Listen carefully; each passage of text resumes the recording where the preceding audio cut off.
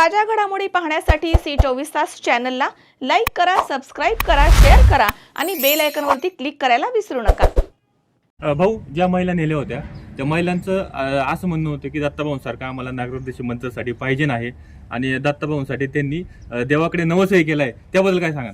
आता त्यांनी नवस केल्यामुळे ते नवस लवकर फेडावं, पण त्या नवस करायच्या अगोदर पहिला इकडचं संपूर्ण जो भौगोलिक परिस्थिती आहे, सामाजिक आहे, राजकीय परिस्थिती आहे, ह्याच्या माध्यमातूनच लोकांपर्यंत पोहोचण्याचं काम केलं पाहिजे। आणि म्हणून मी आजच सुरेश भोरजींना पण सांगितलं का आता विधानसभेत संपलेले आहेत, लोकसभा संपलेले आहेत, नगरपालिका आणि जिल्हा परिषद डोळ्यासमोर ठेवून गाव दौरे हे होणं गरजेचं आहे आणि तशातला प्रोग्राम त्यांनी मला बनवून द्यायचं आहे आणि नजीकच्या काळामध्ये करतील।